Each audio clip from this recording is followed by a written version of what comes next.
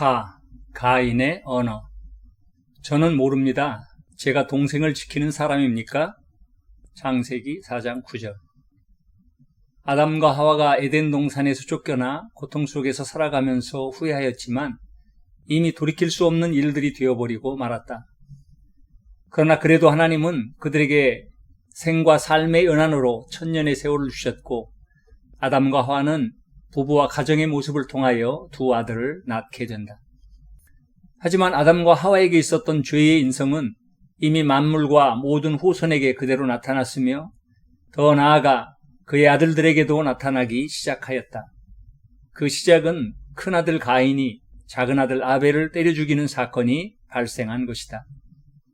이러한 고통을 통하여 아담과 하와는 에덴을 떠난 삶, 즉 죄가 들어온 인생의 아픔과 고통이 어떠한 것인지에 대하여 그 절정을 맛보게 된다.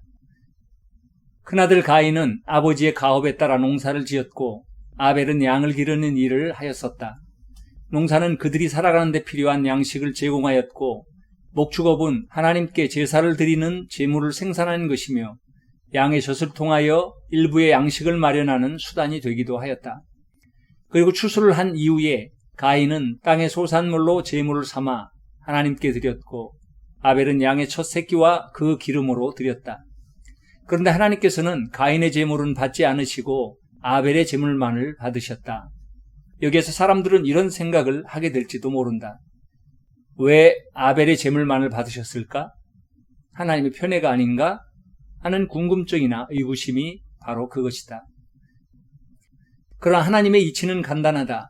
하나님은 땅의 소산물인 곡식으로는 인간들에게 양식이 되게 하셨고 짐승의 고기는 오직 하나님께 제사를 지내는 데만 사용하도록 만드신 것인데 가인이 이러한 하나님의 계획하심과 이치를 간과했을 뿐만 아니라 더 나아가 사람들이 그 동물들의 고기를 취하여 양식으로 삼은 결과 오늘날의 사람들은 하나님이 주신 수명과 관계없이 동물성 음식으로부터 일부 영양을 공급받기도 하지만 그것이 과하여 일정 분량 이상을 먹었을 때 오는 중대한 건강상의 문제들을 겪고 있는 것이다.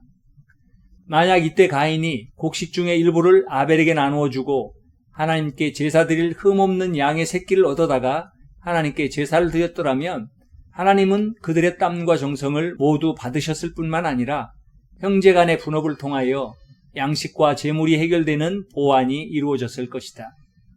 그러면 그들의 삶과 상호 관계는 더욱 아름답고 행복한 생활이 되었을 터임에도 불구하고 이미 두 형제 사이에는 미움이라고 하는 큰 문제가 생겨 서로 소통을 할 수 없는 단절이 일어났음을 볼 수 있다. 왜 형제 간에 그렇게 되었을까? 이것이 바로 아담과 하와의 죄가 후손에 미쳐서 나타나는 결과였다. 가인과 아벨은 서로 자신의 일에만 열중할 때, 즉 죄의 결과로 생겨난 개인적인 이기심으로 인하여 예기치 않은 문제가 발생하게 되는 것이다. 조용히 농사를 짓는 가인의 농토에서 농사의 산물로 나오는 곡식들과 비교하여 볼 때 아벨의 양들은 상대적으로 훨씬 더 활동적이고 능동적이어서 시와 때를 가리지 않고 가인의 농토에 침범하여 가인의 농사를 짓는 곡식의 새싹과 아직 여물지도 않은 이삭들을 뜯어 먹어버릴 뿐만 아니라 곡식들을 마구 짓밟아 못쓰게 되자 가인이 마음에 상처를 받아 크게 화가 나므로 미움이 양산되기 시작하였다. 그래서 양들을 잘 관리하라고 아벨에게 수차례에 걸쳐 경고를 하였지만 아벨이 아무리 노력을 기울여도 양들은 순식간에 곡식이 영으로 가는 가인의 밭으로 들어가 그 밭을 망쳐놓기가 일쑤였다. 그러자 가인의 화가 최고조에 달함으로 인하여 서로 나누는 통용의 마음이 틀어졌고 그렇게 되자 자신이 손해를 볼 수밖에 없는 상황에 대하여 참을 수가 없게 되었다. 그리고 그럴수록 아벨에 대한 미움과 증오는 점점 더 커져만 갔다. 그 이후 한 해의 땀을 거두는 추수의 시기가 오자 가인이 모든 곡물을 거두어드리고 그 중에서 가장 좋은 곡물을 선별하여 하나님 앞에 제사를 지냈고 아벨도 역시 자신의 축산물 중에 가장 흠없고 깨끗하며 실한 양을 잡아 하나님께 제사를 드렸다. 그러나 그때 가인은 아벨에 대한 미움과 증오로 말미암아 하나님의 뜻과 원하심에는 상관없이 자신의 뜻으로 자신만의 제사를 드리는 오류를 범하고 말았다. 아벨은 그가 인지하였든 하지 못하였든 간에 하나님의 원하심과 뜻에 따라 순전한 양의 새끼를 통하여 하나님께 제사를 드렸지만 가인은 자기 마음대로 자기의 정한 곡식을 제물로 드렸던 것이다. 그러므로 하나님께서는 이미 정하시고 가르쳐 주신 대로 제물을 받으시거나 받지 않으신 차이가 생기게 된 것뿐이었다.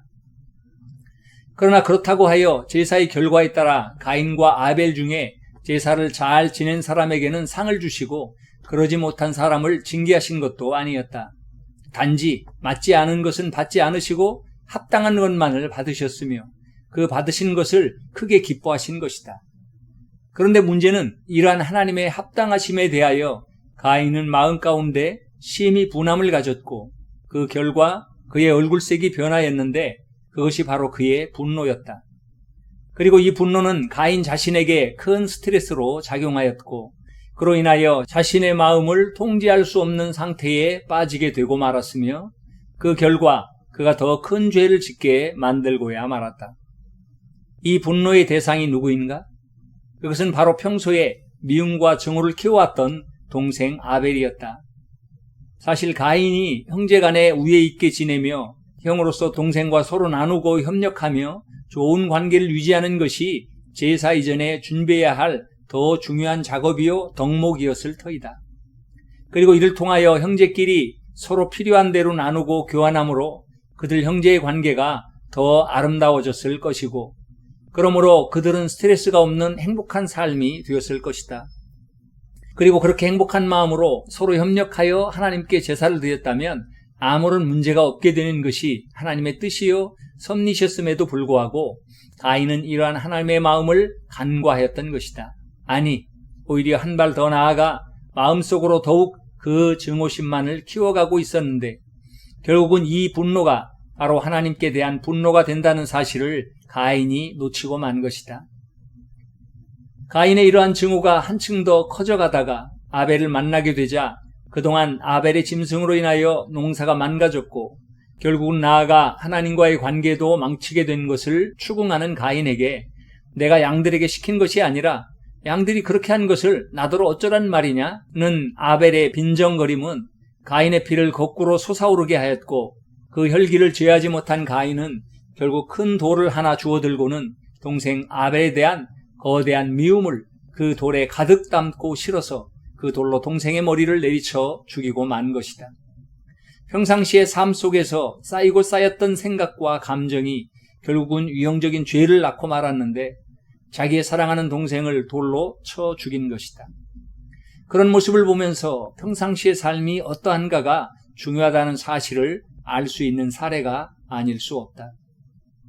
이것은 곧 아담과 하와에게 들어온 죄가 그들이 받은 징계와 더불어 고스란히 후손과 자녀들에게 유전되어 들어온 것이었고 그 결과 아담과 하와는 자식들이 서로 죽고 죽이는 상처로 인하여 크나큰 아픔과 고통을 겪어야만 하였다.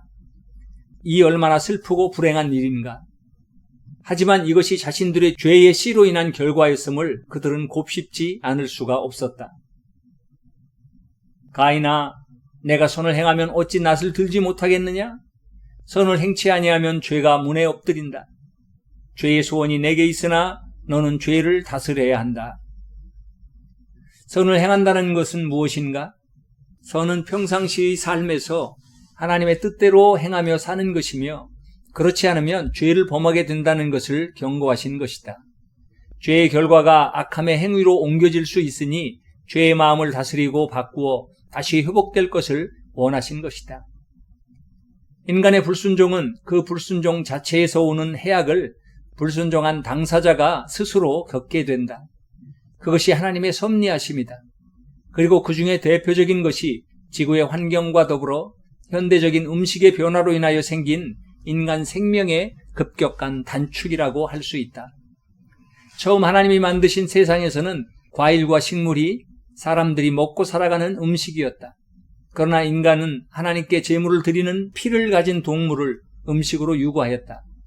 그것은 홍수로 말미암아 모든 식물들이 다 죽고 없어지게 되었던 당시의 상황으로 인하여 음식이 부족하게 되자 하나님은 할 수 없이 동물을 잡아먹을 수 있도록 허락을 하신 것이지만 원인적으로는 인간의 불순종이 다른 피조물의 죽음과 더불어 인간에게 영생에서의 단절을 겪게 하고 뿐만 아니라 인간의 육신적인 죽음까지도 단절시켜 갔음을 서서히 맞이하게 된 것이다. 이것이 하나님의 창조하신 섭리가 달라진 것이 아니라 오직 인간의 행위에 대하여 하나님께서는 묵인하시고 지켜보고만 계신 것뿐이었다. 처음부터 하나님은 인간에게 이렇게 자유의지를 주셨고 그 선택에 대한 책임은 고스란히 그것을 선택한 그 인간에게 있는 것이다.